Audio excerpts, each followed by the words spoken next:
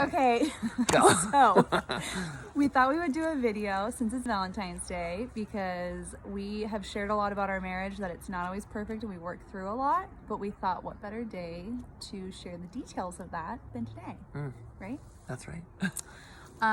We will tell you about that, but I want to tell you, if you want to watch the short version of this, we went to a conference and we had done so many things like grasping at straws to save our marriage. And there was a seminar that they said 4 different things that they've seen successful couples do. Is 1, there's no order. You draw a circle around yourself and someone in the marriage like focuses on themselves and getting their stuff worked out. And it doesn't always happen at the same time. Like that was definitely like my main thing. Mike was doing it too, but at a different time. The second one is Commitment. So basically committing that you are in this for the long run. Yes. The third one is someone focuses on the Lord and like looking to him, that this is his design, his plan for your life. He created this. He wants it to flourish. And so I've always looked at it as if you're moving 2 people together.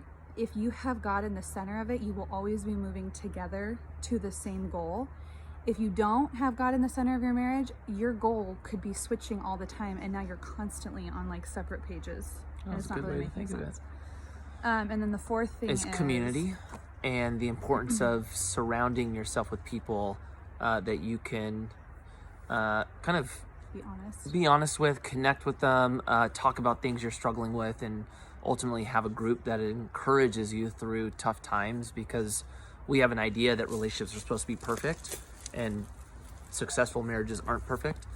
So it's good to just kind of talk through some scenarios that you're going through, and it's really encouraging to hear people that have gone through it and what it looks like on the opposite end, because a lot of times we just picture how crappy it is now, and it's difficult to think that it could actually get better than it was during the good times. So it's good to have community on that. And we are a testament to that it is way better than before. That's right. We were struggling. And when we were at like the 6-year mark, so we dated 5 years, we got married, it was great. We were able to travel together a lot with Mike skating, and we had so much fun. But then at 6 years, we've now had 2 kids. He's still traveling a lot. A lot of like his goals were his goals, and we were kind of tagging along. It wasn't us as a family like sitting down and deciding what our life wanted to be like. And so at 6 years, we were about to hit the 7-year itch, and it was not looking pretty. And what that really looked like was just a really bad attitude, like on my part. Like Mike's life didn't really change much. That was kind of the thing, is like he just kept going for this path. And I was this attitude of like bitterness, where nothing you did, nothing I did made her happy. No. And it's the attitude of going into marriage saying, how is this person gonna make my life better and serve me? Yeah. And when you do that, when you live like that, when you live as this marriage is supposed to serve me, this, you're supposed to make me happy. I'm not happy, yeah. Then all you do is you see the grass greener everywhere else. And not that like either of us were ever tempted by cheating, but for you, cheating would have been diving 100% into work, and that would have been where your fulfillment lied. That's where you getting your words of affirmation would come from. That's right.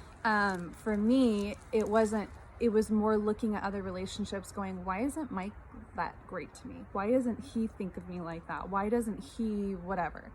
And so there was just that attitude of like just constantly annoyed with each other. Yeah. And so at 7 years, I was sitting there going, this is not good. I see us heading down this bad path.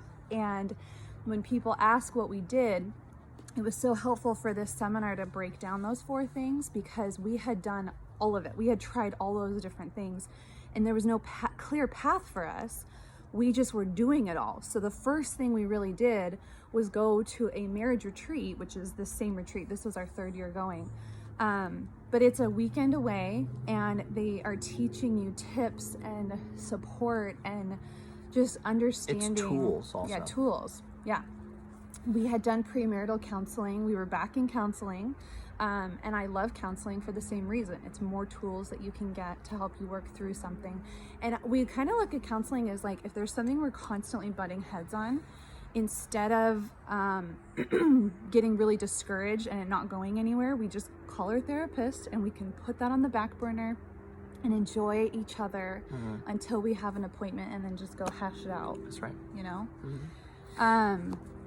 So the other thing relating to commitment, for me, you start kind of wondering, did I marry the right person? Yeah, I was committed. But I was committed. Both of our parents are still married, which our therapist said is like a complete miracle. And he had to take a moment to like pause and let that sink in. So we both were committed in general, but you kind of start wondering like, gosh, was this the right type of person I should have married? Did I make a mistake? And I go to this class. Chelsea Cameron teaches a parenting class, and she said, if you are on the other side of a marriage certificate, congratulations, you married the right person. She said, unless there's abuse in the relationship, we need to talk. But other than that, you married the right person. And it's more than a piece of paper. It is a commitment to God, and God created marriage and he wants it to thrive. So focusing on him, he will like totally bless your marriage.